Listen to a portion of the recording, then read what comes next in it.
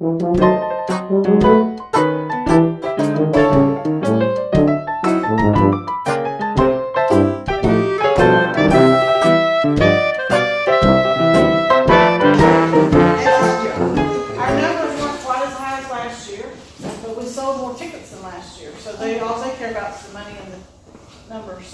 they're pleased with us. It started out real slow.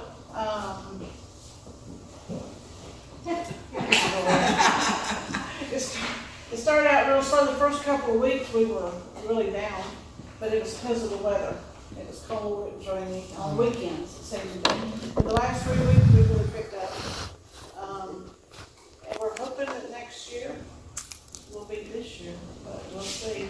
We were talking last night at the other trainer yesterday afternoon. Next year there may not be a storyline because it's our 25th year of decorating. We may just have 25 years of memory and boxing. But we'll see. We're working on it. And at the end, y'all be thinking. If you have any suggestions, ideas, complaints, no complaints. Just anything about the holiday home tour that you think would help make it run smoother next year. We're going to open that up for suggestions. Go ahead. It really worked well having one or two people out in front of the house and organizing all of that, tickets and doing a lot of that history stuff before they come through the front door. That really worked well. We like that too, so hopefully it'll be. It all depends if we have enough volunteers. I understand. So anyway. Karen's going to take over, but we appreciate every one of you. We couldn't do it without you. Yay. Give yourself a hand. Give yourself a hand. Okay. I'm still here, so I may blurt out a few things once in a while. So. Okay, as most of you know by now, I'm Karen, time coordinator. I get to lead you guys through training. We're probably going to go through this rather fast because the majority of the information you got at Christmas time, we just want to kind of hit some highlights just to kind of reiterate some information. So the first thing is the schedule. So from January 21st until Mother's Day, which is May 12th, we're going to have 2 shifts at Pinewood because Pinewood will be open to the public from 10 o'clock until 4 o'clock. As a result of this, we have the morning shift, which will be from 9:30 until 1 o'clock, and then the afternoon shift, which is 1 o'clock until 4:30. After Mother's Day, we will go back to just having 1 shift because the house will only be open from 11 o'clock until 3 o'clock. At that point, the schedule will be 10:30 until 3:30. Again, right now we're going into our peak season, so please be advised that there may be lines at the gate before the afternoon shift. So please plan accordingly. We actually recommend if you're working the afternoon shift, please arrive about 15 minutes ahead of time. So if your shift starts at 1 o'clock, aim to be there for about 12:45. Again, we're going to be continuing to sign up for shifts online via your volunteer portal. You can use this method to cancel your shifts as long as it's more than a week away. If it's less than a week away, you're still going to need to call us to let us know. With, again, the phone number provided, it's all in your handbook. Now, something that is going to be a little bit, yes, Joe? And it's on their volunteer portal on the front screen. Okay, perfect.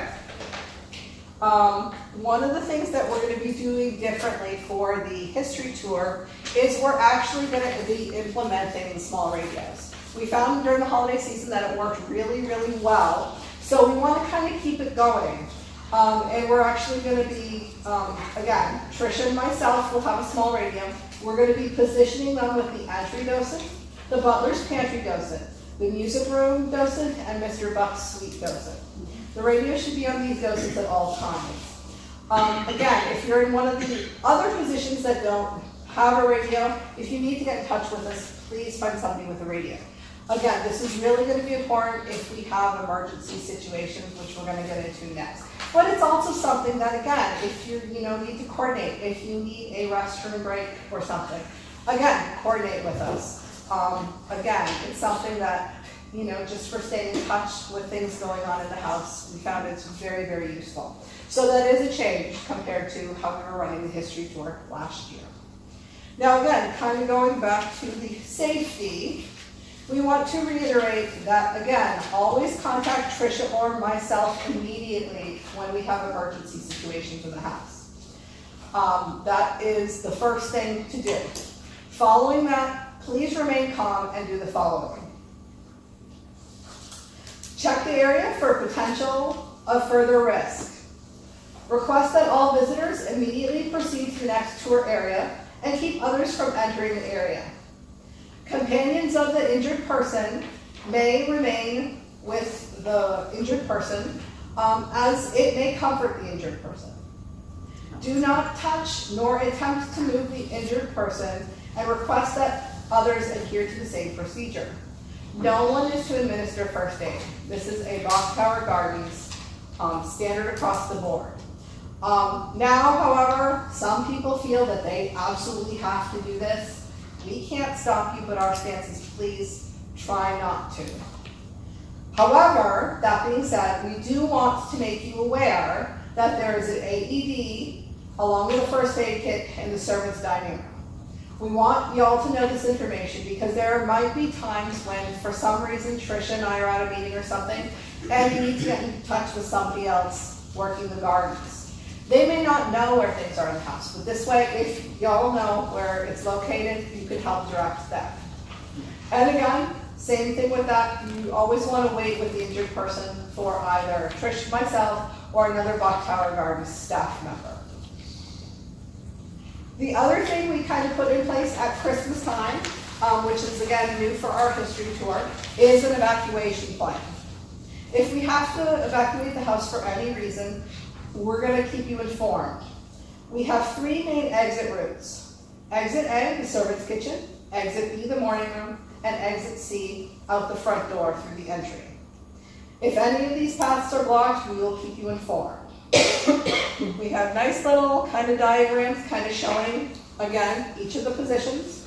For exit A, all persons who are located in the kitchen, pantry, dining room, and round room will exit through the servants' kitchen. Exit B, all persons located in the morning room, lower hall, loggia, and music room will exit through the morning room. Exit C is all persons located upstairs are to follow the path and go down the main staircase and exit through the front door. After an evacuation, all persons are to meet at the circular driveway for check-in. This is kind of a central meeting point so that we can make sure we have everyone accounted for. Now again, your handbooks have detailed information about each position in the home and what your responsibilities are in the event of an emergency. We don't expect you to memorize all of this, which is why we're actually going to be implementing little cheat sheets in each of the locations. That way if you remember, hey, where my chair is located, I've got a cheat sheet. If there's an emergency, you can grab that and use that as a reference. That's really going to help you out a lot. Any questions kind of about safety or the evacuation at this point? I don't have a question, but I've got a suggestion. Okay. Any of the new docents need to be shown, not told, shown Yeah. where the first aid kit is. Okay. That's a good idea. That's a great idea, actually. Let me make a note on here. That'll be a Rose's meeting. I mean, I have no qualms about answering people, but if I happen to be in the living room and so forth, it's hard to just abandon everybody and show them where the heck the thing is. And it's not particularly easy to find either. The new docents will learn that through Rose. Yeah. And we will get into that for new history docents. Next thing we're going to cover very briefly is kind of our expectations. We expect that our volunteer docents should always be positive, friendly, and approachable to visitors. Docents will help ensure that the visitor experience is positive and that the tour operates smoothly by exhibiting the following attributes. Respect and enthusiasm for Pinewood and Bok Tower Gardens. Kindness towards all visitors, volunteers, and staff. Now, a subset of this is we are asking that you must stand and greet greet each visitor with a smile when visitors enter your area. This is something that we did, unfortunately, this year, observed a few volunteers who, the Christmas season, and sometimes if you're not feeling well, it's unavoidable. But some people were just kind of sitting in their chair, and if you're sitting there kind of slouched and people are coming into your area, they're not gonna feel welcome. So we really want everyone to kind of take the initiative. If you're sitting, because again, there's times when we're so slow that sometimes it'll be a half an hour between visitors for the history tour. That's fine. But if you see somebody coming, stand up and greet them and welcome them into your space. Again, there are some situations when each and every one of us have a bad day and we're not feeling good. And that's fine. You know, if you're not feeling good, we definitely don't want you to put your own safety and health at risk. But again, just try. Before you go too far Yeah. ahead from there, there was one thing I noticed that went on that we passed over with the visitors with limited mobility. Yeah, There was some confusion that people thought that our staff were the ones going to push them through and push them back and weren't allowing their family members to come down and meet them in the living room to take them back out the kitchen door. okay. And that's kind of more something that kind of happens through the holiday season. For some reason, and I don't really know why, but during our regular history tours, we don't get as many people who, you know, have handicapped accessibility. That's actually gonna fall to the butler's pantry person, because again, for the history tour, we have the door propped open so that you can see. So if you're working in the pantry, keep your eye out for that. And just kind of greet them, take their tickets, stuff like that. We're gonna try to coordinate, again, if shuttle drivers have somebody that they're dropping off at the back, we're trying to work with them so that they let us know. And again, that's one of the reasons why we want to kind of have the radios in play. Right, but the point that I was trying to make was that some of the staff literally took over the person's chair from their family, pushing the chair themselves. We do and not borrowing want the family's volunteers to do chair. that, no. They need to do it themselves. If somebody's coming to the house and if they're in a wheelchair, somebody needs to push them. We should not be doing that. It's one thing, you know, if Tricia and I come down and assist, but we do not want you guys doing that. Again, that's kind of, you know, safety for you They're guys. welcome, but we're not there to be their Yeah, mate. yeah. Yes, What's the width of the wheelchair that's allowed? It's a small. it's a small No, one. not that one, if someone has their own, there used to be a dimension that we were able to get in front desk. We don't There's know only that two sizes visually. wheelchairs, I think, and it's not, the big ones won't fit, but a regular wheelchair will fit. I don't know the width, I have to look it up. Yeah, we have to take You measurements. I think the nearest board frame standing door. No, ask them if it's an extra wide or a normal fan. We'll try to take measurements and get that information to y'all. If I'm that on hand. But as of right now, unfortunately, we just don't I know. have a yardstick to Well, Tricia actually discovered that when they're coming through, there's actually posts outside that if it fits through that, you'll be okay through the house. Yeah, by the garage. So that's kind of a little cheater thing that we kind of learned, but we haven't officially measured, so. Do we have are we allowing any walkers at all? We are allowing walkers, I believe. On the bottom floor. Yes, bottom floor only. Okay. They are not to abandon their walkers on the main floor and walk up the stairs and then come back to their walkers. actually, And they I can't know take it's their out there, wheelchair that's what I'm upstairs. saying. Yeah. in fact, it's. Same thing with the wheelchair. We've seen that happen this holiday season, that people will come through the wheelchair, we'll put them in a wheelchair, and then all of a sudden, we actually had one family who carried their relative up the spiral staircase, Oh, my. leaving the wheelchair, carrying her through the upstairs, I and, had one take the wheelchair upstairs. You can't do that. yeah, you can't do that. So, and that's something that we're definitely relying on the volunteer who, you know, if you're down in the music room and observing this, please say something to them. Nicely, of course, but just make them aware that, hey, If you don't unfortunately, wanna you say can't do something, that. then call us. Yeah, and then call us.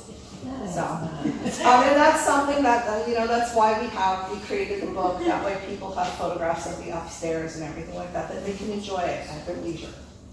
So, any other questions before we continue? Okay, perfect. Can I ask about the service dogs?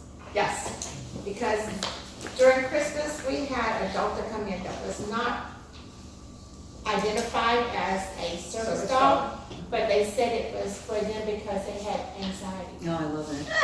A comfort dog. It was a comfort dog, and we went, Yeah. oh, that's unfortunately a gray area. I know, and we didn't know what to do. I mean, they had them in their lap and wheelchair. Okay, during the holiday season, the person who was outside A collecting tickets was making that judgment call.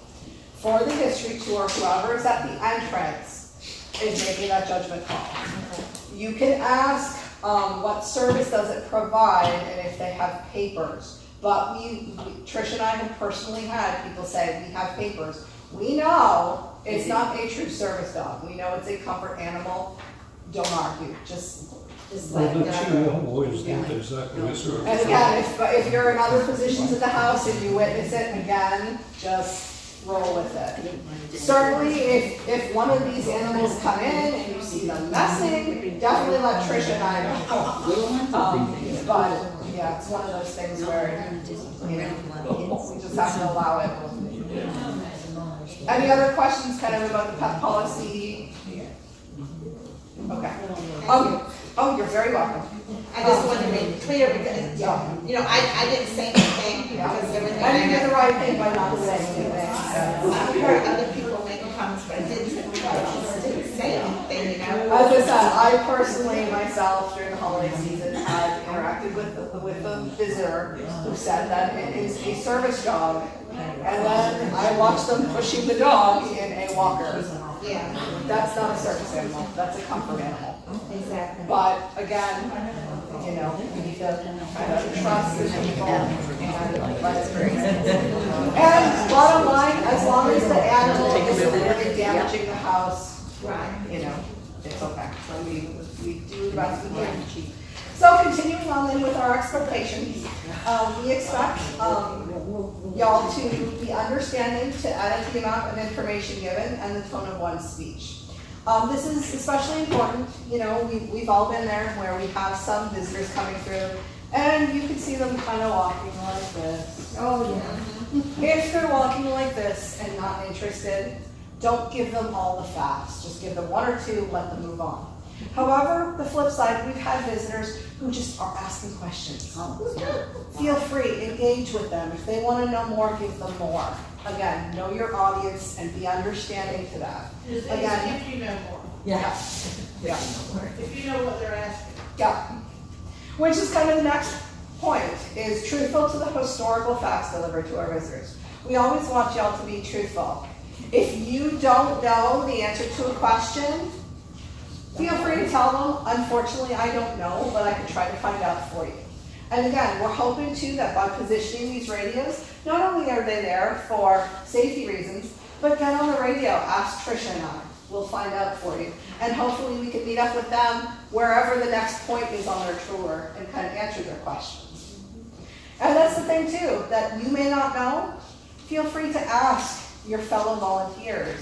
If you're in the lower hall and you don't know, as you're moving them on to the next section, ask whoever's in the music room. Again, we need to play off our strengths and play off each other. Additionally, we are asking for everyone to be flexible and willingness to follow the day-to-day instructions. This is especially important with the system that we have right now, that y'all could kind of sign up for your shifts online. There are going to be times, unfortunately, where Trish and I are going to have to move your position. We understand that you may not like that, and we apologize for that, and if you truly object, let us know. But sometimes, unfortunately, we get some other volunteers who can't work upstairs for health reasons. They have problems with mobility or something. And we need our volunteers to be flexible. And as I said, personally, every single person I've worked with in this room, y'all have been wonderful. You've been amazing and very, very flexible. So we really appreciate that. Finally, we want you to be observant of our visitors and surroundings. Again, for safety reasons, but in addition, we have some parts with, the tour where we may have an item just kind of sitting there. We want to watch that somebody just doesn't come and just snatch it. Again, be aware of your surroundings, be observant. If you see somebody doing something they shouldn't, politely ask them not to. But if we all keep our eyes open, people aren't going to do it. And yesterday it actually came out that a lot of times if you just, people know when they're doing bad. A lot of times all it takes is saying, sir, ma'am, and they'll stop. So, any other questions kind of about our expectations? Perfect, you guys are wonderful. Okay, very, very briefly then we're going to talk about appearance, just because some things have kind of changed recently. All Bok Tower Gardens and volunteers, or volunteers and employees are expected to dress in a professional kind of manner. Bear in mind that you're going to be on your feet for lengthy periods of time. We ask that you refrain from wearing the following. Maybe? Okay, there we go. Jeans, sweatshirts, or sweatpants. Jeans are acceptable, but only on Fridays, casual Friday. We are also asking that sleeveless dresses, tops, and shirts, please refrain from anything with narrow straps. Straps need to be at least 2 to 3 inches wide, and the arm openings, we don't want anything kind of gaping. We want it fitted close to the body. Short skirts or dresses need to be longer than 2 inches above the top of the knee. Another thing just to point out is flip-flops or other thumb sandals. Again, at Pinewood, you are allowed to wear sandals, but please refrain from flip-flops or thumb sandals. They're honestly just not safe. It really doesn't support your foot, and we don't want any of y'all kind of taking a tumble or anything like that. If you have any questions about that, again, feel free to talk to Tricia, myself, or Joe. Again, going back to the whole professional appearance thing, no outrageous hair. We don't want you to come to work and like, this section of your hair is pink, and this one is green, and this one is yellow. We want to kind of maintain a professional appearance. We were planning that. Sometimes in this day and age, that's the thing. We want to maintain professionalism. Final thing we kind of want to point out, it's not really appearance-wise, but it's part of it, is please don't wear any perfumes, colognes, or scented lotions. Only deodorant is permitted to be worn to control personal hygiene. There is a reason for this. We do have visitors coming to the house, as well as fellow volunteers, that are very, very allergic to smells. So please be aware of that when you're getting ready to work your shift. Anything else to add, Tricia? Well, there is a change in the garden to start this year. You cannot smoke on the grounds, but you can have tattoos if they're decent. You Have can't tattoos. Tattoos are now allowed to be visible garden-wide. Of course, it still needs to be appropriate, tasteful, no nudity, anything like that. But if you do have a tattoo, you can expose it. The final thing appearance-wise is going back to... You can expose it if it's dressed. What did she say? We didn't hear her. You could expose the tattoo if it's dressed. Oh. The final thing is please remember your name tags. Temporary name tags will be available if you don't have a regular Bok Towers name tag, or if you have forgotten that day. We all do it from time to time. I've done it quite a few times where you're running and it just slips your mind. It happens, but we do have, substitute name tags for y'all if you need it. Okay, so the next thing is going to be talking about docent positions. Your handbooks have very detailed information on each individual position. These are your scripts. We are not going to go over your scripts today, because if we did that, we will be here 2 to 3 hours to have you read the script. So please read it over in your leisure. Most of you know it already. Those of you who are new to the Holiday Home Tour, we're going to kind of come back to you in a brief minute. But we are going to kind of cover very briefly what the positions are. So the first position is the entry docent. This docent is going to greet visitors, collect tickets, provide a brief introduction to the house, and give the house rules. The butler's pantry docent is going to cover the pantry, kitchen, dining room, and round room areas. Now, your next volunteer is the lower hall. They can also cover the round room. You're going to work together with the butler's pantry docent, and again, depending on traffic through the house, will depend who is kind of covering, and you'll just kind of see as you go along. The lower hall docent will also cover the lower hall, Mr. Buck's office, and the loggia. The final position downstairs is the music room, and that's going to cover the little living room area as well as the music room. And of course, they're going to watch to ensure that visitors safely ascend the stairs. Again, this is something we want you to be very vigilant of for visitors. We've all seen it happen. People say, oh yeah, I can do it. They get halfway up the stairs. By the time they got to the top, they are gasping for air. Try to be aware downstairs in the music room. If you see somebody that you think might not be a good idea for them to go up this staircase, just talk to them. Say it. Obviously, they're going to do what they want to do, but we just want to remind them, hey, there's alternatives for them. Now, going to the upstairs, we have the Mr. Buck Suite docent. Again, this volunteer is going to watch to make sure that visitors are safely ascending the stairs. They are also going to cover Mr. Buck's suite and the history room, which those of you who were with us for a holiday home tour, bedroom number 2 is normally set up as our history room. We've got additional information in there and a lot of great resources for people. So Mr. Buck's suite, that's going to cover that one as well.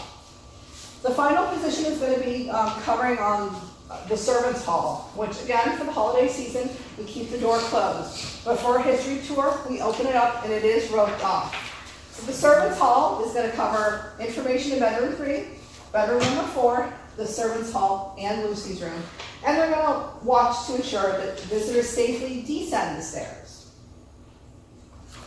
Again, as I have mentioned, that the detailed talking points are in your handbooks. Additionally, we are going to be positioning cheat sheets with information for all the talking points in each room, kind of in a central location. For example, again, the butler's pantry, you're covering the butler's pantry, dining room, round room. We're not going to be posting the cheat sheets in each room. We're going to post all of this information right there in the butler's pantry, nearby a chair, so that you have access right there for all your positions. Same thing too for the lower hall. It'll be kind of right there with the chair, kind of covering all the information. We're going to try to do it the same like we did at Christmas time, how we had the chairs in each room for our volunteers. That's where we're going to position this information for y'all. So again, if you have any questions, if you have any doubts, if somehow you're getting your tour and you just don't remember, again, you could reference this information. We're also working to put together, again, as part of this information for y'all, updated artifact information sheets. Again, over the last few years, so much stuff has gotten kind of moved around, and we were trying to get them ready last year and it just kind of didn't work. We're working to get them ready to go for you guys. If it's not ready for the very first day, it will be within the next week. I'm making that my personal goal, that we get these updated and get them to you in place as soon as we can. Okay? So just be aware of that. Now, for our new history tour docents, we have additional training that you will need to go through. It's going to start with a detailed history tour going through the house, and the first one that we have set up already is for Saturday, January 26th from 9 o'clock until 10:30. I have with me here today a sign-up sheet if you are interested in attending this. In addition to the detailed tour, your first 3 shifts will actually be shadowing your fellow volunteers. That way you kind of learn the history information. We're not just gonna, it's a little different than Christmas. Christmas, again, there's very little information we give. The history tour is very detailed. We're not just gonna throw you at it and to the wolves. We want you to have the training for that.